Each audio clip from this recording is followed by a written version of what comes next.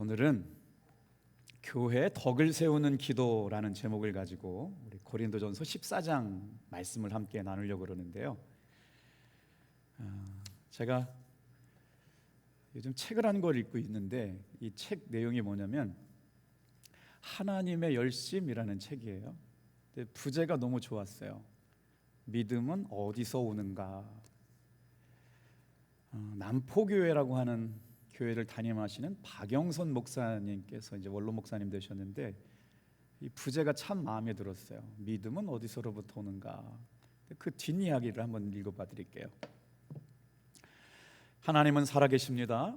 때로는 잠잠히 설득하시며 때로는 과감하게 간섭하셔서 마침내 우리의 구원을 향하여 완성해 나가실 것입니다. 우리의 구원을 완성해 나가실 것입니다. 놀랍지 않습니까? 이 감격스러움 외에 아무것도 필요하지 않은 사람을 가리켜서 예수 믿는 사람이라고 말합니다. 구원받는 은혜로 살아가는 사람, 더 이상 그 어떤 것도 필요하지 않은 사람을 예수 믿는 사람이라고 말한다. 오늘 이 저녁에 사랑하는 성도님 한 분 한 분마다 진짜 예수 잘 믿는 믿음의 성도들이신 줄 믿고 하나님께 영광 돌리기를 축복합니다. 오늘은 방언과 예언의 말씀인데 말씀을 준비하면서 굉장히 부담이 많이 됐어요. 방언은 우리가 쉽게 경험할 수 있는 일인데 예언을 한다 그러면 무슨 큰 능력과 은사가 있어야 될 텐데 오늘 그런 궁금증을 갖고 계신 분들은 말씀을 듣다가 정리가 될 줄로 믿습니다. 저에게 있어서 방언을 경험했던 때는요, 제가 고등학교 시절에 중고등부 수련회를 다 어디로 갔냐면 영암산이라고 하는 기도원을 갔었거든요. 그때 제 친구들이 감리교 목사들이 진짜 많이 나왔어요. 그래서 영암산 기도원에 이제 대한민국을 대표하는 강사님들이 오셔서 산상 집회를 하시면 그때 당시는 할머니도 솥단지 가고 가시고 어머니 아버지도 거기 가셔서 교인들 밥 해주시면 강경 지방에 있는 모든 지방 회원들이 한 3박 4일 동안은 그 산에 와서 다 기도받는데 그때 강사님들이 방언 받고 은혜 받고 싶은 사람들은 소나무 뿌리 뽑아야 된다고 그래서 순수한 마음으로 저도 소나무 뿌리 뽑느라고 아주 열심히 기도했던 때가 있었습니다. 근데 방언을 너무 쉽게 받았어요. 근데 그날 밤에 진짜로 막 밤새워서 기도했는데 갑자기 따따따따 뚜뚜뚜뚜 뭐 이런 게 막 시작돼서 이거 방언 아무것도 아닌가 뭐 이런 생각들이 됐었어요. 근데 오늘 말씀을 묵상하면서 방언과 예언이 우리 교회 안에 성도들에게 어떤 은혜가 있는지 한번 나눠볼 텐데 다 같이 한번 따라해 볼까요? 교회의 덕을 세우는 기도. 여러분, 교회는요 말씀으로 은혜 받지만요 또 말로도 상처받는 곳이 바로 교회입니다. 그래서 말로 인한 것이 우리를 은혜를 끼치기도 하고 또 우리의 마음을 좌절하게 만드는데 교회 안에서 일어나는 참 많은 일들이 말로 인한 것이다. 그래서 말씀을 들을 때도 마찬가지인데요, 설교하는 설교자에 대한 신뢰가 있으면 강단에서 선포되는 말씀이 더 믿어지고 아멘이 되는데 강단에서 선포하는 설교자나 말씀을 전하는 사람에 대한 신뢰가 없으면 어떤 좋은 말을 해도 내 마음속에 새겨지지 않는 거예요. 그래서 끊임없이 여러분들은 어떤 마음을 갖고 있어야 되냐면 내가 설교 말씀을 들을 때 듣고 싶은 것만 듣고 기억하고 싶은 것만 기억하게 되는 오류를 범하면 안 돼요. 오늘 이 시간은 김석기 목사의 개인 자랑하는 것이 아니고 하나님의 진리의 말씀이 선포되는 시간인 줄로 믿습니다. 수요일 날은 다른 걸 못해요. 하루 종일 말씀만 보고 기도해요. 고린도전서 14장 말씀을 가지고 이 말씀이 선포될 때 우리 성도들이 받아야 될 은혜가 뭘까를 하루 종일 말씀 묵상하고 설교 암송하거든요. 오늘 이 시간에도 오늘 사도 바울이 고린도 교회에 전하고 싶었던 방언과 예언의 말씀을 통해 우리에게 주신 은혜가 뭔지를 함께 나눠볼게요. 성경 말씀을 읽다 보면 사도 바울의 고민을 알게 되는데요, 오늘 말씀으로 미루어 보면 사도 바울도 고민이 있었어요. 뭐냐면 바로 고린도 교회에서 나타나는 방언과 예언에 대한 이야기예요. 사실 사도 바울의 모든 신학, 사상, 믿음의 고백이 오늘 이 고린도전서에 담겨져 있다고 해도 아주 명확하게 드러나게 되는데 우리가 지난 시간 여러분 다 기억나실지 모르겠지만 고린도전서 13장 말씀을 들었거든요. 사랑장 들었어요. 뭐라 그래요? 사랑을 추구하며. 우리 먼저 본문 1절 말씀을 읽고 다시 들어볼게요. 14장 1절 본문 말씀 같이 읽어볼게요. 시작. 사랑을 추구하며 신령한 것들을 사모하되 특별히 예언을 하려고 하라. 이게 이제 성경에 기록된 말씀이잖아요. 오늘 예배드리러 나온 성도님들이 지금 뭘 해야 되냐면 신령한 것들을 사모해야 되는데, 신령한 것들을 사모하라고 말씀하시면서 뭐라고 그랬어요? 더 좋은 것을 주리라. 이 신령한 것들을 사모하는 가운데 뭘 사모하래요? 따라해 볼게요. 예언을 하려고 하라. 그 오늘 저녁 다 우리 지금 예언을 하려고 해야 된단 말이에요. 근데 예언하는 게 쉽지 않잖아요. 왜 이런 말씀을 했느냐? 고린도전서 12장 31절 말씀해 보니까 사도 바울이 고린도 교회 성도들에게 이렇게 권면했어요. 12장 31절 같이 읽어볼게요. 너희는 더 큰 은사를 사모하라. 내가 또한 가장 좋은 길을 너희에게 보이리라. 그런데 사도 바울이 지금 고린도 교회 성도들에게 더 큰 은사, 더 큰 은사를 사모해라. 그러면 내가 너희에게 가장 좋은 길을 보이라고 말씀하시면서 어디로 넘어와요? 12장 31절은 더 큰 은사를 사모하라고 그랬는데 13장 1절은 뭐라고 그래요? 13장 1절부터 3절에 어떤 말씀이 나와요? 사랑이 없으면 아무것도 아니란 말씀을 우리가 지난 시간에 들었잖아요.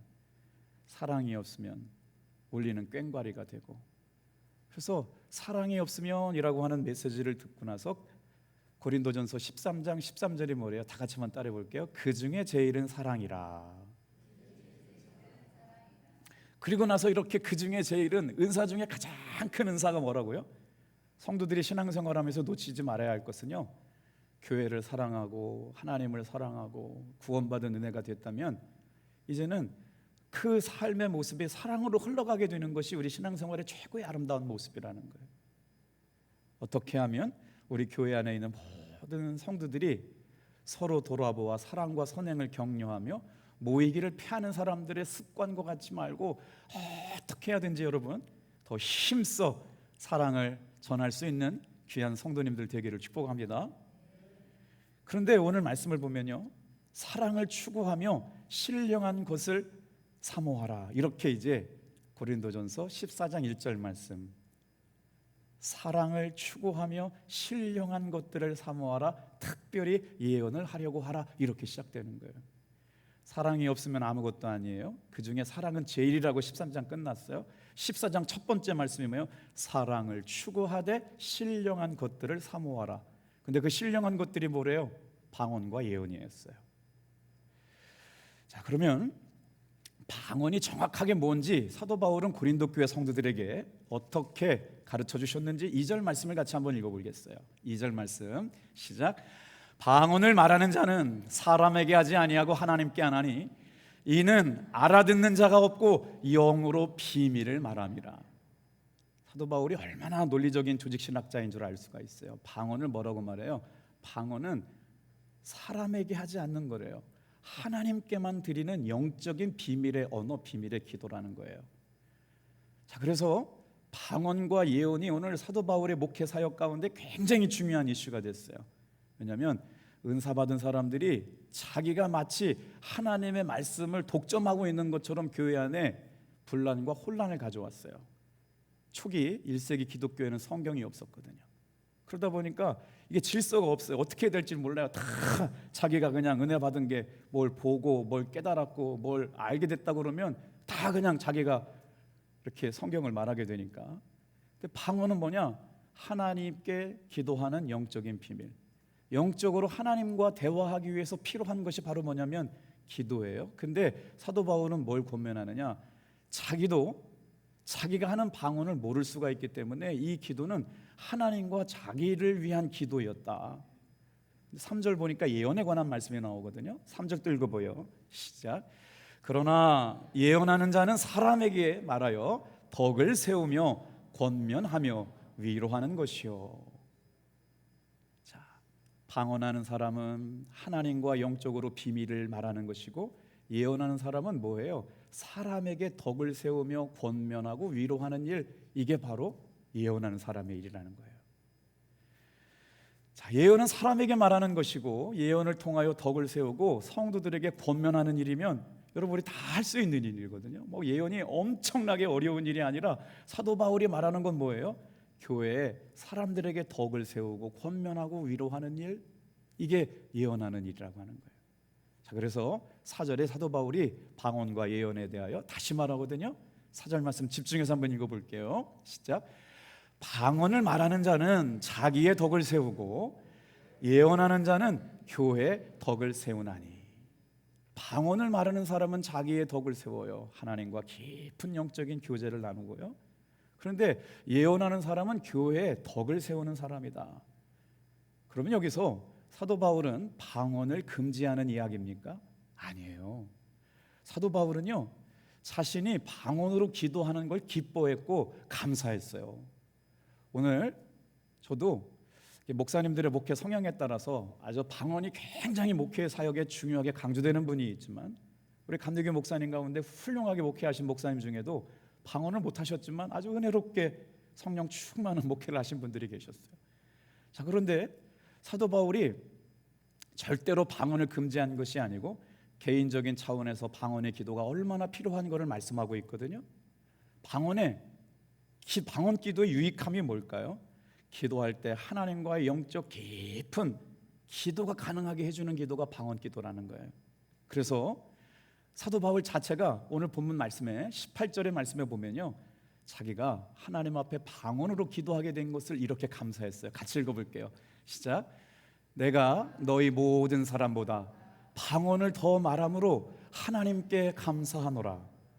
그러니까 사도 바울이 방언과 예언 중에 방점이 어디에 찍혀 있어요? 예언의 말씀에 방점이 찍혀 있어요. 그런데 방언의 기도의 유익함을 부인하지 않았어요.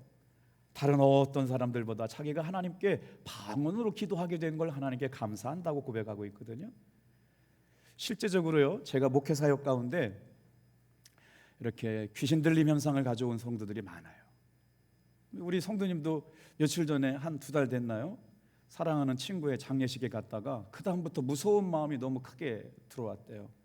장례를 수습하고 절차를 진행하는데 너무 친한 친구가 갑작스럽게 그렇게 어려운 장례를 경험하고 나서 밤에 자는데 막 이상한 소리가 들리고 무서운 막 너무너무 주체할 수 없는 흔들림이 찾아왔다. 그래서 한 2주 정도 기도를 해드렸는데 첫 번째 기도한 날은 막 뭐 소리가 들리고 막 너무 무섭다고 그랬고, 2번째 기도할 때는 많이 좋아졌고, 3번째 일은 점점 좋아지게 되는데, 여러분 우리 마음이 얼마나 약한지 몰라요. 이런 것들 때문에 무서워가지고 내가 지금 영적인 싸움을 싸우고 있는데도 불구하고 예수님의 이름의 권세와 능력으로 이기지 못할 때가 많더라고요. 오늘 이 저녁에 있는 여러분, 방언으로 승리하는 기도가 가능한 줄로 믿습니까? 진짜요. 근데 저도 목회를 해보지만요, 방언의 기도는 힘이 있어요. 영적으로 대적하는 그 힘이 있거든요. 그러니까 방언 기도가 우리 신앙생활에 얼마나 유익한지 모르고 사도 바울도 다른 사람보다 더 방언 말하는 걸 하나님께 감사한다. 근데 제가 만약에 방언 기도의 능력을 몰랐다면 저렇게 막 친구 장례식에 갔다가 막 무서운 감정에 휩싸여서 밖을 못 나갔다는 거 아니에요. 무서운 감정 때문에 직장에 출근하지 못할 만큼 두려운 마음이 있었는데 정말 뜨겁게 강하게 기도했더니 이제 정상적으로 치유되고 회복되는 은혜를 경험했어요. 그래서 오늘 이 시간에도요, 우리가 다 한번 따라해 볼까요? 방언은 사탄이 싫어하는 기도이다. 여러분, 사탄은 우리가 방언 기도하는 걸 바라지 않아요. 왜 그러냐면요, 악한 영을 대적하는 힘이 어디에 있느냐? 방언 기도에 있어요. 그래서 고린도전서 14장 22절 말씀 좀 한번 저 화면 보고 같이 읽어볼게요. 시작. 방언을 믿는 자들을 위하여 아니하고 믿지 아니하는 자들을 위하는 표적이다. 방언을 말하는 것은 믿는 성도들보다도 믿지 않는 성도들에게 하나님의 능력이 나타나는 표적이 되는 거예요. 왜냐하면 사람들이 잘 못 믿잖아요. 신비한 언어를 통해 가지고 하나님의 능력을 통해서 악한 영이 떠나가고 하나님과의 깊은 교제, 방언 기도는 하나님과 나와의 기도라면 예언 기도는 교회의 덕을 세우고 위로하는 기도이다. 자, 방언 기도를 해야 될 이유는요, 다른 것이 아니에요. 성경에서 방언 기도가 유익하다고 권고하고 있기 때문인 줄로 믿습니다. 그래서 기왕이면 우리가 신앙생활할 때 방언 기도의 유익을 함께 경험하면서 기도할 수 있으면 좋아요. 지난날에 내 지식적으로, 지성적으로, 경험으로 신학적인 견해가 맞지 않아서 그거 아닙니다, 여러분. 성경은 성경적으로 방언 기도가 유익하다고 성도들에게 권고하고 있는 사항이기 때문에 여러분 사모함을 가지고 기도할 수 있게 되길 바라요. 성경의 방언은 그것을 하라고 가라고 가르치고 있기 때문에 그렇지. 방언의 가장 중요한 목적이 뭘까요? 사실은 자기의 영적 충전이에요. 초대교회도 그렇듯이 방언 기도는요, 지치고 무력했던 성도들의 영적인 충전을 통해 가지고 또 깊은 기도로 들어갈 수 있게 되죠. 그래서 주님의 교회에 모든 성도들이 영적으로 강하게 되는 일들을 경험하게 되는 은혜가 방언 기도를 통해서 주어진다. 제가 목회를 처음 시작할 때 이 방언 기도와 성령 세례에 대해서 좀 궁금해 가지고 계속 공부했던 분이 뭐냐면요, 제가 목회했던 태백 근처에 예수원이라고 하는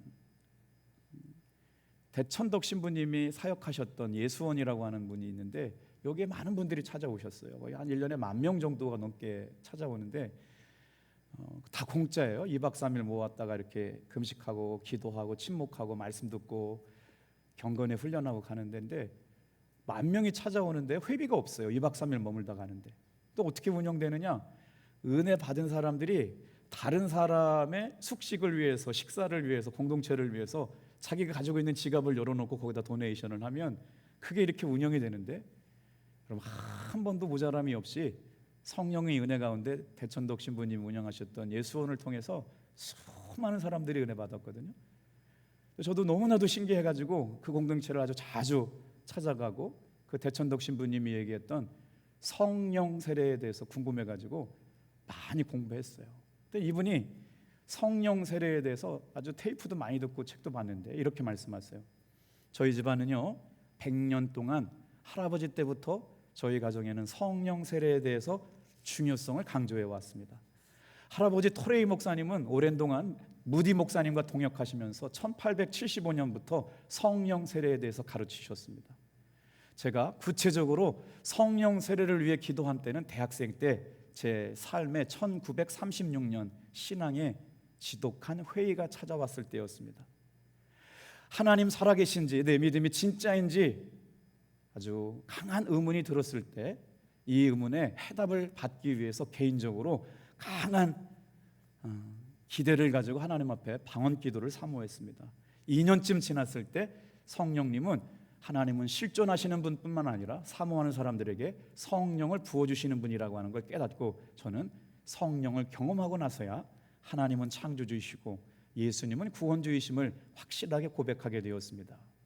그래서 이 예수원 공동체는 어떻게 보면 정말 성경적 성령 공동체였어요. 토지 정의를 가르쳤거든요. 땅의 주인은 사람이 아니라는 거예요.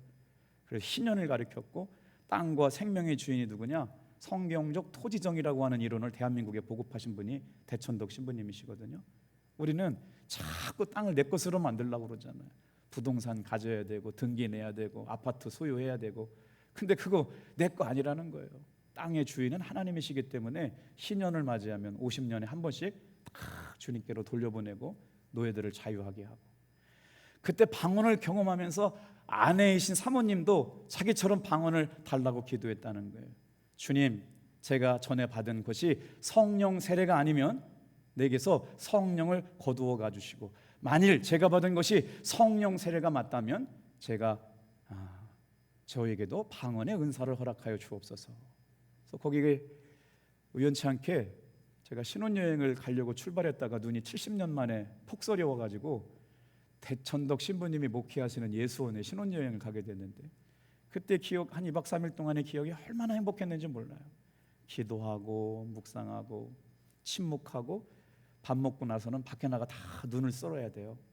그게 이제 공동 일과로 되어 있었는데, 그리고 저녁 되면 대천덕 신부님이 나오셔가지고 이렇게 말씀을 가르쳐 주시는데 그 시간이 어떻게 그렇게 은혜가 되고 거기 참여한 사람들이 다 사모해서 그런지 모르겠지만 예배가 이런 거구나, 말씀을 사모하는 게 이런 거구나, 기대를 가지고 예배에 참석하는 게 이런 거구나라고 하는 게 얼마나 아주 감격했던 그 예배의 은혜를 잊을 수가 없어요. 사도 바울은 오늘 우리 1절 다시 한번 읽고 또 본문으로 들어가 볼게요. 굉장히 중요한 말이라 그래요. 시작. 사랑을 추구하며 신령한 것들을 사모하되 특별히 예언을 하려고 하라. 13장의 결론은 뭐예요? 사랑이 없으면 아무것도 아니라는 거예요.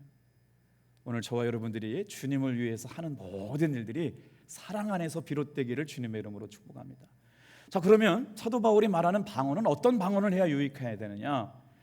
사랑을 추구하는 예언의 말씀을 전해야 되고 상대방이 알아들을 수 있는 덕을 세우는 예언의 말씀을 전해야 되는데, 사도 바울은요, 오늘 말씀을 잘 묵상해 보면요, 방언보다 예언이 교회의 덕을 세우는 데 중요하다고 얘기해요.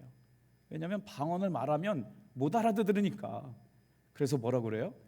못 알아듣는 100만 마디 말보다 알아들을 수 있는 5마디 말, 예언의 말씀이 귀하다. 19절 말씀, 사도 바울이 방언보다 예언을 강조하는 이유를 가리키고 있어요. 19절 읽어볼게요. 시작. 그러나 교회에서 내가 남을 가르치기 위하여 깨달은 마음으로 5마디 말을 하는 것이 1만 마디 방언으로 말하는 것보다 낫다. 무슨 말일까요? 방언으로 10,000마디 가르쳐도 무슨 말인지 못 알아들으면 안 되니까 깨달은 말씀을 5마디를 가지고 예언하는 말씀이 교회와 공동체와 성도들을 위하여 필요하다. 그래서 사도 바울은 유익이 되는 예언을 더 하려고 사모하라고 하는 거예요. 끊임없이 사도 바울이, 여러분, 사도 바울 바울 서신에서 등장하고 있는 말씀이 등장하는데요, 다 같이 한번 따라해 볼게요. 유익. 굉장히 중요한 단어예요. 사도 바울이 제일 중요한 게 뭐라고 얘기했어요? 사랑이라고 강조하잖아요. 그러니까 우리가 말씀을 들으면서 깨닫는 게 뭐예요? 탑동교회 성도들이 말씀을 들으면서 유익이 뭐예요?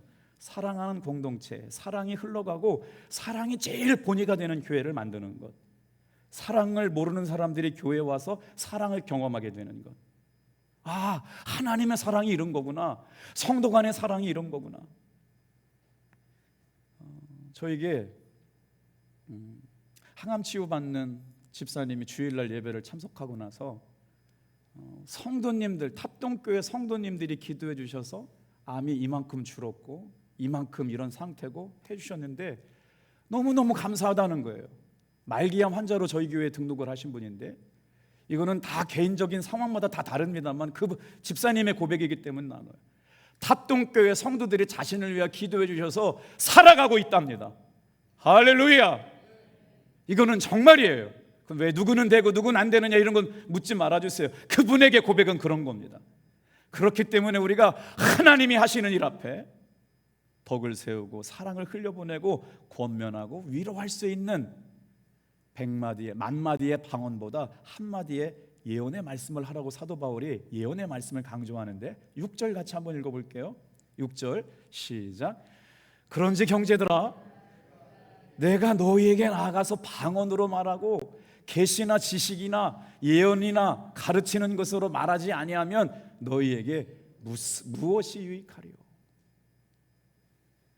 제가 예전에 정선에서 목회하는데 어느 이제 교회에서 부흥회를 하는데 예언하시는 목사님 모셨어요. 근데 그 예언하시는 목사님이 이렇게 딱 보면 막 IQ가 몇이고 되어질 일들을 막 예언하셨어요. 굉장히 조심스러웠어요. 그분이 만약에 성령님이 하게 하시는 말씀으로 그런 말씀을 했다면 참여한 사람들도 은혜 받고 더 큰 역사가 일어나는데, 제가 그때 참여하고 나서 저거 너무 지나치다, 너무 자의적인 것 같다. 저도 수없이 많은 목사님들이 예언하는 목사님들 만났잖아요. 근데 들려오는 소문이 그분이 병에 누워가지고 일어나지 못하고 있다는 거예요. 그래서 하나님께서는 만약에 그분의 예언을 통해 갖고 수많은 사람들이 하나님께로 돌아왔으면 더 많은 곳에서 예언하게 하셨을 텐데 중단시키셨어요. 일어나지 못하고 있다고. 얼마나 두렵고 떨림으로 말씀을 드렸는지 몰라요. 여러분, 제가 이제 말씀을 마치려고 그래요. 자, 39절 40절 결론이거든요. 39절 40절 같이 한번 읽어볼게요. 자, 시작. 그런즉 내 형제들아, 예언하기를 사모하며 방언하기를 금하지 말라. 모든 것을 품위 있게 하고 질서 있게 하라. 자, 여기서 예언이라고 하는 말씀이 뭔지를 설명해 드려 볼게요. 예언이라고 하는 건 사도 바울에게 있어서 하나님께서 진리로 경험한 거였어요. 하나님께서 자신에게 보여주셨던 분명한 진리였어요. 그래서 사도 바울은 뭘 말하려고 그랬냐면 하나님의 진리는 이것이다. 이게 선포되는 게 예언의 시간이에요. 선포되는 시간이 설교 시간이었단 말이에요. 자, 그래서 오늘 하나님께서 보여주셨던 말씀, 하나님께서 가르쳐주셨던 진리, 사도 바울의 가슴속에 새겨졌던 그 생명과 진리가 무엇인지 가르치려고 했는데, 오늘 왜 고린도 교회에는 이런 문제가 생겼을까요? 방언과 예언 때문에 교회가 질서가 문란하게 되었던 일들을 그때 당시 1세기 교회를 알아봐야 할 필요가 있어요. 초대기 교회는요, 여러분, 제가 가지고 있는 성경이 한 5만 원 정도가 됩니다. 이게 얼마나 위대한 사건이에요. 종교개혁을 통해서 루터가 라틴어 성경을요, 이걸 번역을 해가지고 우리가 성경을 갖게 됐잖아요. 안 그랬다면 천주교 사제들처럼 라틴어를 할 수 있는 사람들만 성경을 읽을 수가 있는데, 종교개혁 개혁은요, 성경을 읽을 수 있는 것을 만들었다. 그래서 오직 성경으로, 오직 믿음으로, 오직 은혜로 가라고 하는 종교개혁이 생겼던 것처럼 평신도들이 성경을 읽고 묵상하고 은혜 받을 수 있는 것이 이것이었거든요. 사도 바울이 초대교회 성도들에게 영적인 질서가 혼란해지고 물러난 이유는 뭐냐면요, 성경이 없었어요. 그러다 보니까 자기가 받은 게 다 진리처럼 얘기하는데, 이 사람도 은혜 받았다고, 이 사람도 은혜 받았다고, 저 사람 다 하나님이 들었던 말씀이라고 얘기하면 누구를 따라가야 돼요? 그래서 예언을 하려고 하는 사람에게 뭐가 필요하느냐? 검증이 필요해요. 오늘로 말하면 예언을 하고 설교를 하려고 하는 사람은 자격이 필요하다는 거예요. 무슨 자격이요? 신학대학을 나오고, 그것도 부족하니까 대학원도 나오고, 그래서 계속 공부해서 기독교에 대한 감리회에서 이 사람은 목회자를 할 수 있는 사람이라고 검증받고, 그리고 나서 신학 수업과 인격 수업을 받고 교회에서 훈련하고 나서, 여러분, 신학 수업하고 대학원 졸업하고 단독 목회 3년 하려면 4년 하면요 10년 걸려. 10년. 우리 감리교 목사는 하루아침에 목사가 안 돼요. 신학교 입학해가지고 대학원 졸업하고 1년차, 2년차, 3년차, 4년차 과정을 거쳐서야 감리교 목회자로서 설교할 수 있는 10년 과정을 통해서 목사가 될 수가 있다는 거예요. 그러니 고린도 교회에서 오늘날처럼 성경도 없어요. 말씀을 듣고 구술회전 내용과 전승이 전부였던 사람들이 자기가 다 하나님의 말씀을 들었다고 얘기하면 어떻게 교회의 질서를 유지할 수 있었겠어요? 그 당시에는 신학교도 없었어요. 정규교육도 없었어요. 복음이 전해진 지가 AD 33년 예수님 말씀 듣고 나서 60년부터 성경 정도가 기록되고 있는데, 제일 마지막 기록된 게 이제 요한복음인데 말이죠. 뭐가 다 질서로 정리되지 않았던 때가 말했던 거죠. 그래서 사도 바울은 이렇게 강단에서 선포되는 하나님의 말씀이 예언이라고 하는 것을 말하면서 뭐라고 말하느냐? 이게 다 하나님의 말씀이다라고 하는 것들을 뭐래요? 분별할 줄 알아야 된다는 거예요. 요즘은 이거를요, 저는 인터넷이라고 봐요. 한동안 삼육재단 제7은 안식일교회 목사님이 우리 개신교 목사님들보다 더 먼저 인터넷에다가 아주 성도들이 궁금해하는 주제들을 띄워가지고 막 30만 명, 40만 명 본 적이 있어요. 내용을 들어보면 이게 제7은 안식일교회 목사가 설교하는 영상인지 우리 감리교인지 정통 신학을 한 분인지 몰라요. 그것만 보면 다 똑같아요. 근데 요즘은 얼마나 발전했냐? 벌써 그게 20년 전 얘기거든요. 지금은 우리가 아무거나 이렇게 유튜브 방송을 보면 안 돼요. 검증받고 보셔야 돼요. 내가 스스로 판단할 때 이단들의 논리에 넘어갈 수 있는 일들이 우리 손안에 들어와 있어요. 그래서 그런 것들은요, 꼭 분별해서 걸러 들으셔야 돼요. 왜 그러시냐? 그게 영적인 유익에 도움이 돼요. 소화할 능력이 달라요. 이게 하루아침에 이루어진 일이 아니라고 하는 걸 지금 사도 바울이 가리키고 있는 거예요. 자, 예언이라고 하는 단어를 설명을 드려볼게요. 프로클레메이션이란 말이에요. 하나님께서 사도 바울에게 보여주셨던 말씀, 들려주셨던 말씀, 이것이 진리예요. 그것이 검증되어졌는데 어떻게 검증되어지느냐? 이 검증이라는 단어가 되게 무서운 단어거든요. 성령 받은 사람으로 삶을 살아낸 결과가 검증인 거예요. 이거는 김석균 목사에게도 엄청 무서운 말씀이에요. 너 강단에서는 설교는 그렇게 했지만 너의 삶의 목회의 열매로 무엇이 맺혀지고 있느냐? 주님께서 판단하신다는 거예요. 오늘 우리가 예언을 하려고 한다고 할 때 그것이 사랑 안에서 흘러나가는 것이거든요. 근데 예언을 할 때도 규칙이 있어야 돼요. 사도 바울이 14장 29절 30절에 예언을 하는 규칙에 대해서 말씀하고 있어요. 같이 읽어볼게요. 같이 읽어요. 고린도전서 14장 29절 30절 시작.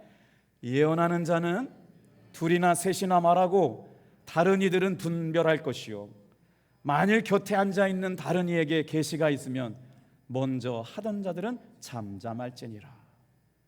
그래서 영적인 질서를 뭐라고 사도 바울은 그때 가르쳤냐면 하나님이 주신 감동과 말씀이 나에게 맞아요.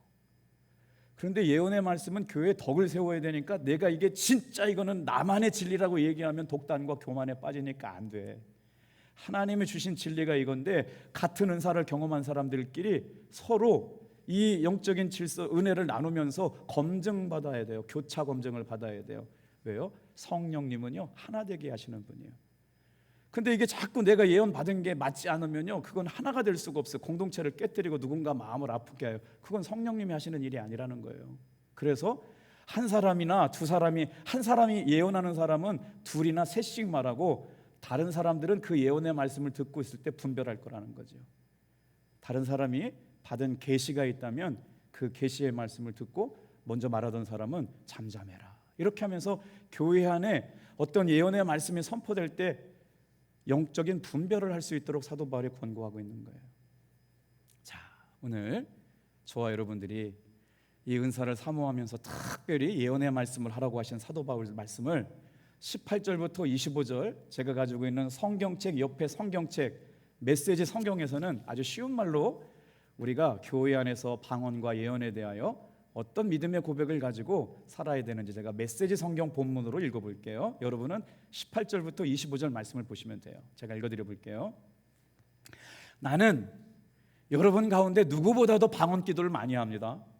그러나 나는 여러 사람들이 예배하러 모인 교회 안에 있을 때는 다른 사람들에게 횡설수설로 들릴 만한 말을 하는 것보다 누구나 다 알아듣고 배울 수 있는 5마디 말을 하고 싶습니다. 오늘 사랑하는 성도 여러분, 모든 은사가 교회 안에 자유로워요. 방언은 하나님과 나와 싸울 수 있는 영적인 비밀한 능력 있는 기도라고 분명히 말씀드렸고, 사도 바울은 방언을 통해서 하나님과 깊은 영적인 체험을 했던 것도 옳다, 필요하다. 그러나 공동체의 예언의 말씀을 통하여 덕을 세우는 유익을 위하여, 유익이란 말씀을 잘 기억하셔야 돼요. 내가 받은 신앙의 체험, 내가 받은 신앙의 경험, 내가 받은 신앙의 은사가 교회 안에 뭘 넘어가면 안 돼요? 사랑의 범위를 넘어가면 안 돼요. 공동체를 깨뜨리는 범위를 넘어가면 안 돼요. 그래서 끊임없이 모든 은사는 공동체의 유익을 위하여 주신 것이다. 20절 말씀 같이 한번 읽어볼게요. 20절 시작. 형제들아, 지혜에는 아이가 되지 말고 악에는 어린아이가 되라. 지혜는 장성한 사람이 되라. 제가 요즘 이 말씀이 너무 은혜가 돼요. 성숙한 사람과 성숙하지 못한 사람이 있어요. 교회 안에 신앙생활을 오래 했는데도 불구하고 아직 어린아이 같은 신앙이 있는 분이 있는가 하면 신앙생활을 오래 하지 않았어도 성숙한 장성한 믿음의 분량을 갖고 있는데, 사도 바울의 목회 속에 고린도 교회 성도들이 그런 모양이에요. 형제들아, 지혜에 있어서는 어린아이가 되지 말고 악한 것에는 어린아이가 되지만 지혜에 있어서는 장성한 사람이 되라. 어린아이와 장성한 사람의 차이가 뭐냐? 여러분, 여기에 배려라는 단어가 있어요. 성숙한 그리스도인은 교회 안에 믿음이 연약한 사람, 새로 아직까지 하나님을 깊이 모르는 사람, 교회 생활을 잘 모르는 사람, 은사와 영적인 은혜를 잘 모르는 사람에 대하여 성숙한 사람은 배려할 줄 아는 사람이라는 거예요. 어린아이 같은 사람은 늘 나만 도와달라고 그러고 나만 사랑해달라고 그러고 나만 알아달라고 그러잖아요. 그런데 사도 바울은 지금 고린도 교회 성도들을 통하여 성숙한 신앙, 지혜에 장성한 사람이 되라. 오늘 이 저녁에 나와 예배하는 사랑하는 성도 여러분, 지혜에 장성한 성도들 되시길 축복합니다. 그래서 어린아이는 뭐예요? 내가 기쁜 것만 하잖아요. 성숙한 사람은 뭐예요? 다른 사람의 기쁨을 돌아보잖아요. 어린아이는 내 마음대로 하고 싶어서 안 되면 짜증나고 화내잖아요. 근데 성숙한 사람은 뭐예요? 다른 사람을 배려할 줄 알아요. 그래서 성숙함은 배려하는 신앙이라고요. 23절 같이 읽어볼게요. 시작. 그러므로 온 교회가 함께 모여 다 방언으로 말하면 알지 못하는 자들이나 믿지 아니하는 자들이 들어와서 너희를 미쳤다 하지 아니하겠느냐? 그러므로 뭐라 그래요? 개인 기도할 때야 괜찮죠. 지금 이 방언 말하는 건 개인 기도 시간 말하는 거 아니에요. 예배 공동체 시간에 제가 지금 방언으로 설교한다고 해보세요. 저도 못 알아듣고 여러분도 못 알아들면 새로 나오신 분이 우리 교회 미쳤다고 얘기하지 않겠네, 이런 얘기지. 개인 기도할 때 방언 기도하는 게 잘못됐다는 거 아닙니다. 방언 기도의 유익을 사도 바울은 18절에 분명히 얘기했어요. 그래서 사도 바울은 고린도 교회 성도들 통해서 방언보다는 예언이 교회에 더 유익하다. 예언이 뭐라고요? 권면하는 말, 위로하는 말. 하나님께서 예언은 장성한 사람의 몫이라고 얘기해요. 24절, 25절 읽고 맞춰요. 잘 읽어볼게요. 시작. 그러나 다 예언을 하면 믿지 아니하는 자들이나 알지 못하는 자들이 들어와서 모든 사람에게 책망을 들으며 모든 사람에게 판단을 받고 그 마음에 숨은 일들이 드러나게 되므로 엎드려 하나님께 경배하고 하나님이 참으로 너의 가운데 계신다 전파하리라. 우리 답동교회가 성령 충만하고 덕을 세우고 위로하고 권면하는 그 은혜와 사랑 속에서 하나님이 주시는 감동을 가지고 하나님의 말씀을 이렇게 전했더니 이 사람이 그렇구나, 나를 위해 주시는 말씀이구나, 영혼의 자각이 일어나서 하나님 앞에 엎드려서 그렇습니다, 그렇습니다, 주님 제가 잘못했습니다, 이렇게 회개하는 역사가 나타나는 교회가 진짜 교회라는 거예요. 이게 예언인 줄로 믿습니다. 보세요, 믿지 아니하는 자들이 와서 어떻게 해요? 하나님의 예언의 말씀을 듣고 자신의 마음속에 숨은 것이 드러나요. 통곡해요. 내가 죄인입니다, 내가 잘못 살았습니다, 하나님께 엎드리게 돼요. 그리고 나서 하나님을 경배하고 하나님을 참으로 우리 가운데 계신다라고 얘기하게 되는 것, 이게 모든 교회 안의 설교자요, 속회의 간증자요, 저와 여러분의 신앙의 고백이 되길 축복합니다. 기도하겠습니다.